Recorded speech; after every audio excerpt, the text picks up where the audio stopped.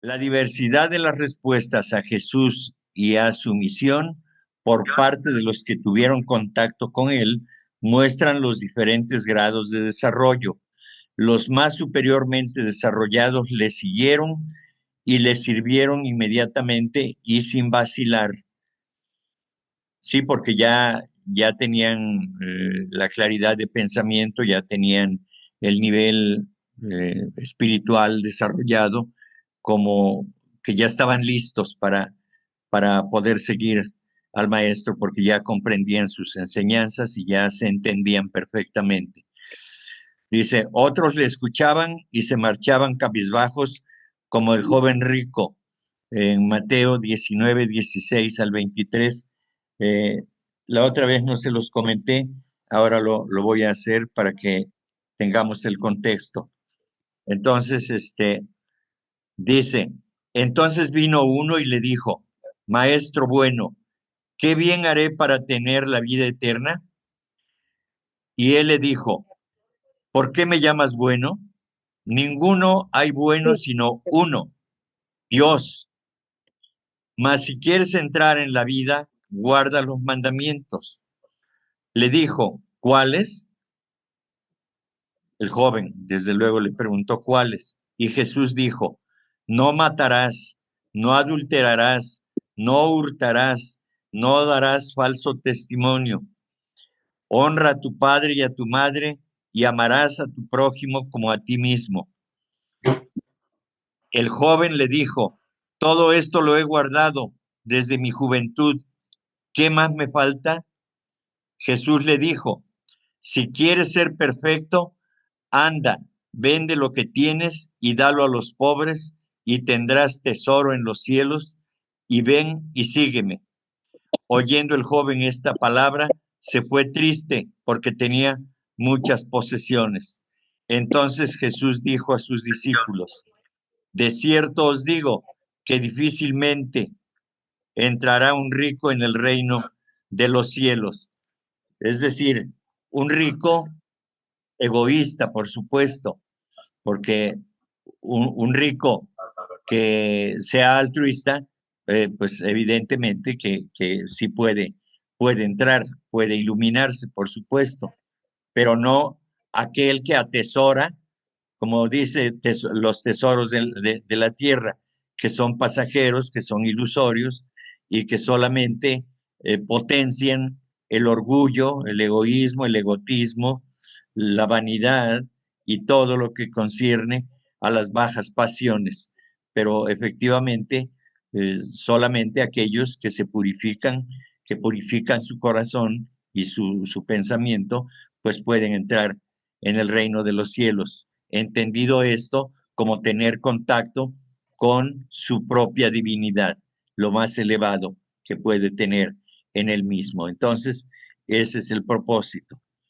Entonces, creo que eh, alejarse de la materia, desapegarse completamente de la cosa material, eso es lo que le pide Jesús al joven, y el joven se siente triste porque no quiere abandonar el mundo de la ilusión, precisamente. Y eso es lo que nos cuesta mucho, definitivamente, abandonar el reino de la ilusión, porque son muchas encarnaciones, cientos de encarnaciones o miles quizá, que hemos traído ese bagaje, que lo hemos construido y que hoy no es fácil borrarlo de un plumazo, nada más y ya. Entonces, es un trabajo que tenemos que hacer constantemente, porque son muchos los factores que inciden, las famosas tentaciones y los deseos, desde luego. Y desde luego que el deseo burdo, el deseo de poseer, el deseo de brillar frente a los demás, sin tener ninguna consideración amorosa por los demás, es la representación de un tobogán. Lanzarse por un tobogán es fácil porque la gravedad lo desliza a uno hacia abajo. Lo difícil es escalar. Ahí es donde está el problema. Y eso es lo que no queremos enfrentar, esa situación. nos cuesta mucho abandonar lo que tenemos e irnos por la vida sin nada y empezar a construir una nueva forma de vida, por supuesto. Eso cuesta muchísimo. Bien. Luego dice, otros lo miraban como a un enemigo de su poderío, a Jesús, y en consecuencia le perseguían. Sí, porque también eh, temían perder lo que tenían, por supuesto, si Jesús los desplazaba. Otros incluso se burlaban de él y se reían de sus sufrimientos y de su aparente incapacidad para librarse de ellos, o sea, de los sufrimientos. Pero un ser humano que llega a esas alturas, por supuesto, que no va a quitar ni un ápice del sufrimiento porque es parte de su karma. Y eso sirve de ejemplo para las generaciones futuras, por supuesto, porque tenemos que ofrendar hasta la vida por el bien de los demás. Y eso no cualquiera lo hace, por supuesto. Se puede hacer en un momento determinado, en un chispazo, en un relámpago de luz que llegue y puede uno hacer una sola acción heroica de esa naturaleza. Y por supuesto que eso es bueno, porque no se pensó en un beneficio personal, pero eso no lo hace a uno ser un iluminado. Hay que ser consciente y hay que pasar minuto a minuto, recorrer todo el sufrimiento y sentir el sufrimiento también de los demás y en función de ello no rendirse, seguir adelante, mantenerse erguido, con la frente en alto,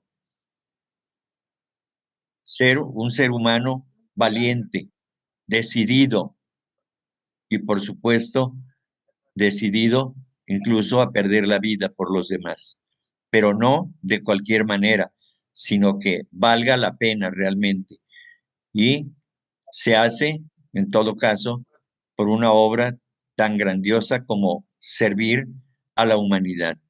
Perder la vida por servir correctamente a la humanidad y saber que será provechoso, eso es lo importante, eso es lo valioso. Bien, entonces aquí empezamos con lo que no hemos visto. En Mateo 4:21 dice, siguió adelante y vio a otros dos hermanos, Santiago el de Zebedeo y su hermano Juan, que estaban en la barca con su padre Zebedeo arreglando sus redes, y los llamó. Y ellos al instante, dejando la barca y a su padre, le siguieron. Eso dice el versículo 4:21. Dice, 22, perdón. El comentario dice, la red suele interpretarse como un símbolo de la mente convencional con su capacidad para recibir conocimiento, es decir, pescar ese conocimiento y reunir hechos objetivos, es decir, retener los peces. Los peces son los hechos objetivos. También indica posesividad, afán de adquirir y acumular con un acentuado sentido de separatividad. Esta tendencia, lo mismo que la de depender siempre del pensamiento concreto solamente, deben ser superadas por los que aspiran al discipulado, porque la comprensión de los principios y procesos y leyes de la manifestación de la naturaleza divina en el hombre depende de que funcione bien el pensamiento abstracto o mente superior.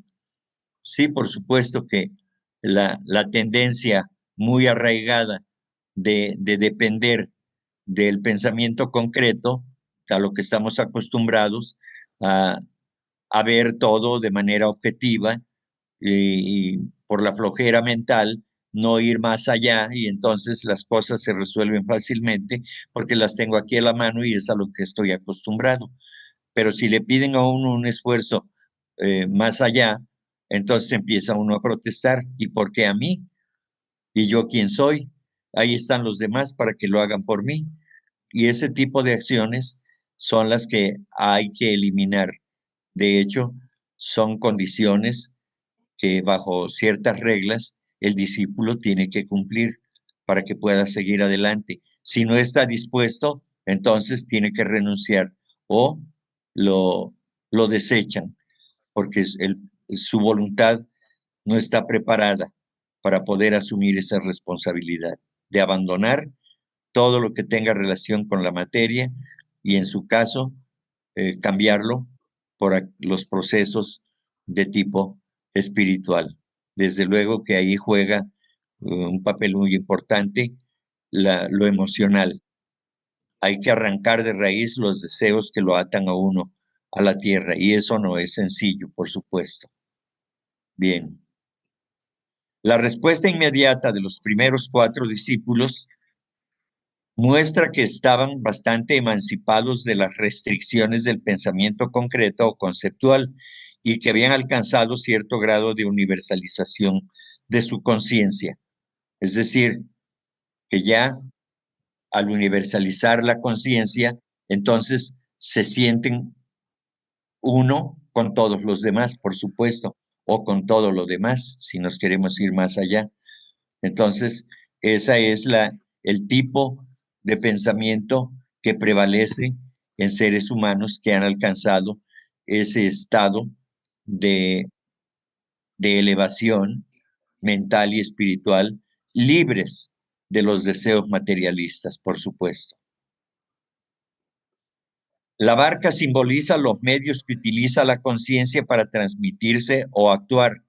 Simboliza los cuerpos o vehículos espiritual, intelectual, emocional o físico. ¿Sí? Creo que podemos comprender fácilmente que la barca es algo en lo que puede establecerse como estado de conciencia en cada uno de los niveles, tanto en lo físico como en lo emocional, como en lo espiritual y en lo intelectual, por supuesto. En cada una de esos cuerpos, cada uno de esos cuerpos significan la barca, por supuesto, ¿sí? Recuerden que los cuerpos son solamente la sombra del principio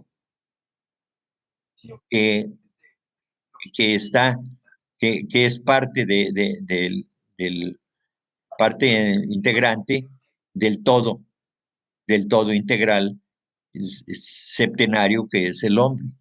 Entonces, cada uno de esos cuerpos responde precisamente al original, que es el principio mental, el principio eh, átmico, el principio búdico. Esas son las esencias, de ahí deriva el cuerpo, aunque no los podamos ver, esos. Lo que sí se puede ver, pues los que son clarividentes pueden ver el cuerpo, el doble etérico o el cuerpo modelo y el cuerpo físico, todo el mundo lo podemos ver y tocar. Lo demás no. Lo demás pierde su forma.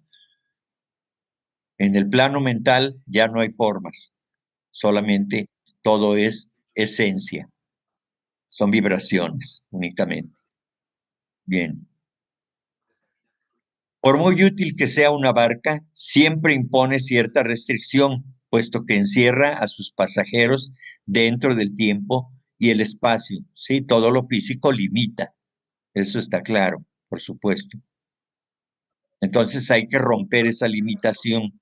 ¿Cómo? Purificando la mente, purificando el pensamiento. Y eso nos va a liberar, por supuesto, de todo el asunto del materialismo.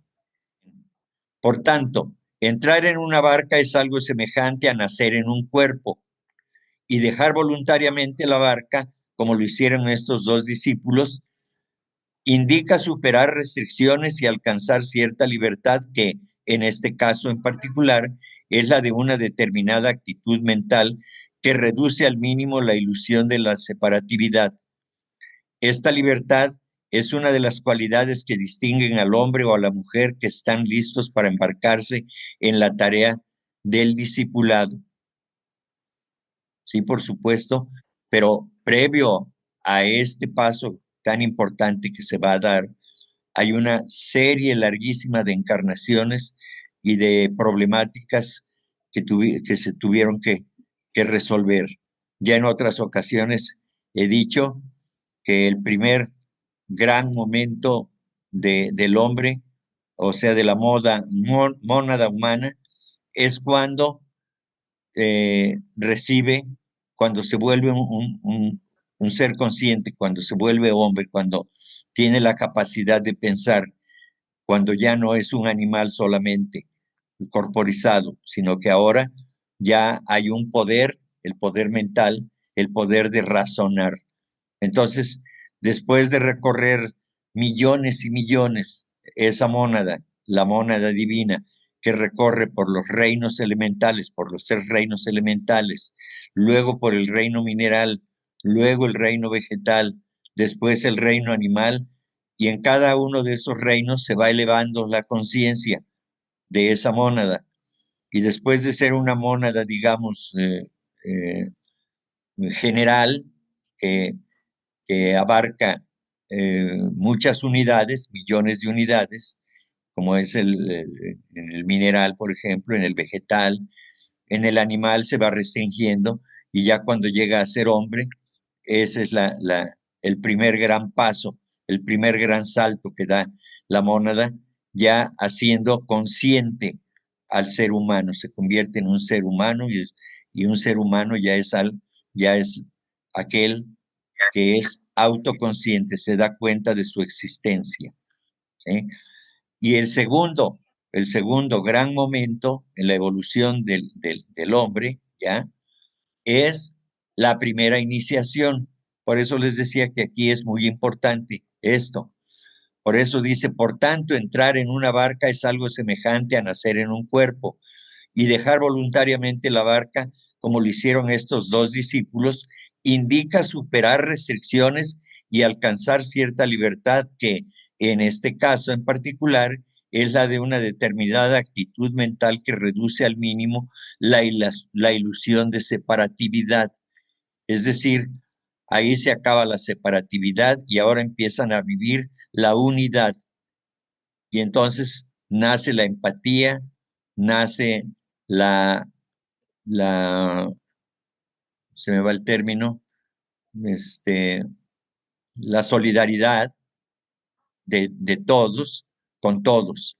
Y entonces este ser humano ya se siente uno con todos, siente la unidad y la vive, por supuesto, porque siente, percibe lo que le pasa a otro, él lo percibe, pero no se pone a llorar, sino que mantiene su equilibrio, su ecuanimidad, su entereza, porque para eso está fortalecido, para poder servir a los demás.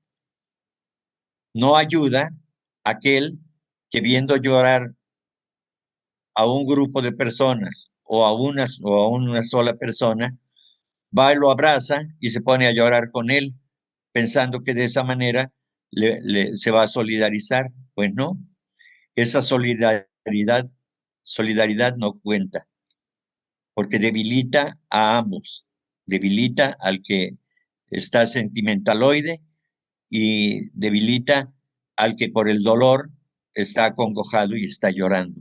Entonces se requiere ese equilibrio del que estamos hablando también en la segunda hora de estos trabajos. Así que por eso es tan valiosa esta enseñanza, porque es aquí donde se da el siguiente gran paso, el segundo gran paso en la evolución del hombre. Y el siguiente paso es la cuarta iniciación, la crucifixión. Se libera de la cruz de la materia y entonces avanza a convertirse en un adepto de quinta iniciación. Bien, el Padre y su barca pueden representar las valiosas condiciones de tener cuerpo y poseer un hogar seguro, pero también pueden representar las restricciones que un ambiente habitual puede imponer sobre el pensamiento y la acción. Por supuesto que el medio externo influye, pero esa es una prueba que hay que superar, que lo externo no esté por encima de lo interno. El poder está dentro, no está afuera. Un discípulo debe ser siempre capaz de librarse de las limitaciones del el pasado y de la tradición, y de sus hábitos mentales y físicos. Aquí se nos muestra claramente que Santiago y Juan habían alcanzado esta condición evolutiva y que en consecuencia, tan pronto como oyeron la llamada del maestro, abandonaron la barca y a su padre para seguirle. Un discípulo es, pues, una persona capaz de entrar en un nuevo mundo de pensamiento, cruzar fronteras establecidas y pensar más allá de las limitaciones de hechos aceptados y aparentemente comprobados, aunque sin ser anticientífico, y capaz de penetrar en condiciones de conciencia de dimensiones superiores. Un fenómeno particular no lo ve ya como un hecho aislado, sino como una expresión de una idea universal. Se interesa más por los principios que por los hechos y fenómenos, pues ha desarrollado el poder de percibir y comprender leyes fundamentales, es decir, ya no ver únicamente las formas, las que nosotros sí podemos ver, pero las formas son solamente el reflejo de una realidad. Es decir, la realidad en este caso, aunque también es ilusorio, es el doble etérico, ¿sí? Que es el doble exacto del cuerpo. Y ese doble etérico proyecta su sombra, que es el cuerpo físico, porque el doble etérico es el modelo en el cual se formó lo que somos ahora. Y entonces, por eso tenemos molécula por molécula, átomo por átomo, todo es exactamente igual en el doble etérico y en el cuerpo físico. Bien. Estos versículos están describiéndonos, pues, por medio de alegorías y símbolos, fases de la evolución humana, cualidades que hay que desarrollar, la vida interior y mística de los devotos y el modo como se potencia el principio redentor que existe en todo hombre. ¿Sí? En este caso, el yo superior, el yo interno, el Dios en nosotros, es el que nos va a redimir. Y esa es la lucha que se está librando en Kurukshetra, es decir, en el campo de batalla. La mente contra las pasiones y contra las acciones y pensamientos del cuerpo físico. Y Bueno, finalmente, Enrique, sí, oye, Enrique, ¿en qué momento, en qué etapa, nosotros cuando estamos encarnados, pues tenemos un cuerpo etérico, ¿no? Que sí, es la plantilla del cuerpo físico, como tú lo expresaste. sí. Y una vez que desencarnamos, ¿en qué momento se forma el nuevo cuerpo etérico del nuevo reencarnante, del nuevo ser? Ajá. Bueno, cuando el hombre que ha pasado cierto tiempo en Devachan ya inicia su recorrido hacia, hacia la manifestación en el mundo físico, en este plano, mejor dicho, en este plano, entonces se dice que tiene que pasar por en la luz astral, ahí va a recoger el producto de sus acciones, tanto de pensamiento como físicas y, y emocionales. Entonces, ya desde que abandonamos el cuerpo físico, ya están dadas las condiciones para la formación del nuevo cuerpo físico. Y solamente el ser superior, cuando el ser que va a reencarnar, eh, ya está en posibilidades de hacerlo, entonces, digamos, pasa a, a la estación, llamémosle así para ponerlo en planos figurativos más materiales, pasa, visita a la estación que se llama luz astral y ahí ya encuentra precisamente el nuevo Todas las equipo. características. Sí, así es, de acuerdo a lo que ha sido definido por él mismo. ¿Sí? Sí. con su pensamiento, sus emociones, sus deseos y sus acciones físicas. Pero fundamentalmente lo que es más importante es el deseo o lo emocional y lo mental, lo que finalmente configura esto. Recordemos el, este, el, el verso aquel de los sufíes. Como un hombre piensa, así llega a ser. Y también como siente, agregaría yo. ¿Sí? Lo que sentimos y lo que pensamos, si somos persistentes, lo vamos a lograr. En eso nos vamos a convertir. Por eso dice que el principio redentor, el que se da cuenta de lo bien y lo mal que está actuando, pues es el yo superior. Y esa es la gran batalla que está librando en este momento en toda la humanidad. Recorría Jesús toda Galilea enseñando en sus sinagogas, proclamando la buena nueva del reino, es decir, evangelizando, y sanando toda enfermedad y toda dolencia en el pueblo. En medio de este relato del Jesús iluminado que cumple su maravilloso dharma o su misión de enseñar y sanar al pueblo, podemos discernir una descripción transparente de un desenvolvimiento psicológico que ha de ocurrir en todo hombre. Interpretado místicamente, cuando el centro de la conciencia de sí mismo ha quedado establecido en la mente superior y el hombre se ha abierto al poder y sabiduría de niveles más elevados, queda iluminado. Sí, porque ya no tiene ningún estorbo, ningún obstáculo. La mente ha crecido tanto que se ilumina y borra todas las sombras del pasado, del inmediato y del pasado lejano, por supuesto. Todo queda borrado una vez de que el yo superior ha tomado el mando de las acciones, y eso no sucede en una sola encarnación. Ese es el final, pero paso a paso, en cada encarnación, algo se va logrando. Como dice la señora Blavatsky o un maestro, después de todo, algo queda en la lucha. Después de la lucha, algo queda, por supuesto. ¿Sí? Luego dice, la naturaleza crística que existe dentro del hombre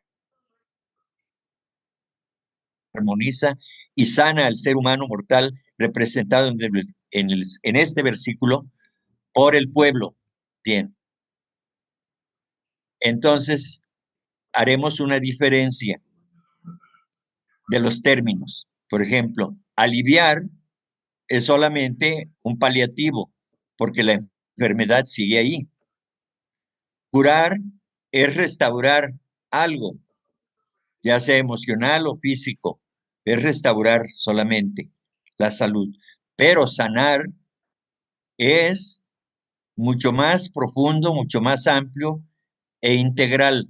Se refiere a los tres aspectos cardinales del quehacer humano, es decir, lo físico, lo emocional y lo mental. Y por supuesto lo espiritual. Una vez de que se sana todo eso, una vez de que trasciende en los mundos internos, ahí sí es sanar, no es curar nada más, no es dar un paliativo, es sanar, es quitar, es limpiar completamente eso. Entonces, el propósito de Jesús sigue siendo, y de los maestros, es sanar a la humanidad, es redimirla, salvarla. Bueno, con su ayuda, porque el hombre tiene que redimirse a sí mismo, salvarse a sí mismo. La humanidad entera tiene que salvarse. Por eso dicen los maestros que la humanidad es la gran huérfana, porque se tiene que salvar a sí misma. Bien, todos estos estados son provocados en el individuo por el Espíritu Divino, el Cristo que mora en su interior. Este principio del hombre pasa por las mismas experiencias por las que pasó el Jesús de los Evangelios. Metafísicamente, la mónada del hombre que está desenvolviéndose nace, crece, es bautizada, resiste las tentaciones y luego sale a redimir al hombre externo, el pueblo, representado en los evangelios, en las escrituras. Entonces, las discordancias quedan armonizadas y las debilidades son reemplazadas por poderes. Así cumple su misión sanadora el Redentor. Bien, aquí diremos el Redentor Jesús, pero también diremos el Redentor es, en este caso, el Budi, el principio búdico, ¿sí? Que finalmente ya tiene el poder de sanar y de atraer hacia lo superior todo aquello que ha sido parte de la personalidad y que ya ha sido sanado, todo lo emocional y todo lo físico, la parte del aspecto mental, materialista del hombre, y entonces se funden en un abrazo bendito de amor y de piedad por todos los demás. Y entonces se hace uno con todos los demás, definitivamente. Se sume en la unidad del todo en todo, porque ahora puede reconocer al Dios en él, es decir, el poder de Atma, la mónada, la chispa divina. Bien, aunque esta potencia armonizadora, coordinadora y sanadora está latente en todos los hombres, la evolución de la humanidad no ha llegado aún a la etapa en que la naturaleza crística está suficientemente desarrollada para asumir el poder y el predominio sobre el hombre puramente mortal. Es lo que ya comenté, la acción de Budi sobre los principios inferiores. Sin embargo, algunos hombres avanzados han entrado en esta experiencia adelantándose a la raza, mientras que unos pocos, los justos, llegados ya a su consumación, de que habla San Pablo en Hebreos 12:23, han alcanzado ya la meta de la evolución para la humanidad terrestre. Al respecto, dice lo siguiente: y tan terrible era lo que se veía que Moisés dijo: estoy espantado y temblando, sino que os habéis acercado al monte de Sión, a la ciudad del Dios vivo, es decir, al Atma, a la mónada. Ese es el Dios vivo. Jerusalén, la celestial, aquí Jerusalén representa a la mónada. La celestial, a la compañía de muchos millares de ángeles, a la congregación de los primogénitos que están inscritos en los cielos, a Dios, el juez de todos, a los espíritus de los justos hechos perfectos. A eso se refiere aquí. Los justos llegados a su consumación, dice aquí, y aquí dice hechos perfectos, es decir, convertidos en maestros de sabiduría. ¿Sí? A eso se refiere. Y entonces a Jesús el mediador del nuevo pacto, y a la sangre rociada que había mejor que la de Abel. Es decir, el nuevo pacto es la nueva condición en la que se encuentra ese ser humano que se ha elevado tan grandemente. Bien, hay pues tres clases de hombres en general: aquellos cuyo desarrollo ha proseguido en la medida normal, o sea, como cualquier ser humano, que digamos que consiste en la mayoría de la humanidad. Esos seguimos en un camino normal, digamos, de desarrollo, como se van presentando las circunstancias y las vamos resolviendo. Y luego aquellos que van más avanzados, desde luego, que se están acercando al sendero, y otros que ya han alcanzado la perfección, como los maestros de sabiduría. Existen variaciones dentro de las dos primeras de estas categorías, representadas alegóricamente por las masas de la población y los héroes y discípulos respectivamente. Es lo que ya dije, que estos discípulos se están acercando a la primera iniciación, y los que siguen dentro de la masa y que siguen haciendo sus tareas, cumpliendo con sus deberes, con sus defectos, sus errores y sus aciertos. La figura principal de esas alegorías se personifica generalmente por un maestro. Por ¿Sí? ejemplo, la primera iniciación, ¿cuándo más o menos es que uno la va a realizar? ¿O en qué etapa estamos nosotros o solo somos estudiantes nada más? ¿O eso depende de cada? Sí, depende de cada quien. Lo importante es, no hay un tiempo, hay condiciones, hay condiciones. Cuando el ser humano está en condiciones de ser probado, apenas probado por un maestro, digamos, imaginemos el globo terráqueo completamente en las tinieblas. Entonces, los grandes seres y sus agentes, sus ayudantes, están observando desde arriba, desde lo alto. Estamos imaginando algo. Se enciende una lucecita en la oscuridad y luego otra y luego otra, y es ahí donde van. Llama la atención del maestro, aquel ser humano que está encendiendo su luz, porque es una persona altruista, inegoísta, dispuesta a servir, sin condición, sin condiciones. Entonces, ese tipo de personas son las que se están acercando al discipulado, apenas al discipulado. Después viene la etapa de aprobación, viene después la aceptación, y ahí viene, ya eres un discípulo aceptado. Ahora tendrás que pasar por todas estas pruebas, que son pruebas durísimas de equilibrio emocional, de altruismo, de obediencia a lo que dicte el maestro y muchos sacrificios más. Es decir, no es una tarea sencilla, ni nadie puede decir yo ya estoy cerca o estoy muy lejos. Bueno, pues sí podemos decir me siento muy lejos, por supuesto, pero aún así no sabemos qué tan cerca o qué tan lejos estamos. ¿Sí? Ahorita simplemente, ahora mismo, en mi caso, pues soy un estudiante que comparte experiencias, que comparte lo que cree comprender, y así cada uno de nosotros.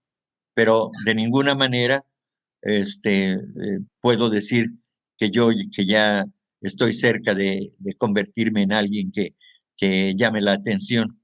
Sí, desde luego, el compromiso de estar aquí frente a ustedes y dando un servicio implica algo, pero la mayoría de los que lo hacemos no lo estamos haciendo con el propósito de ser tomados en cuenta, de ninguna manera.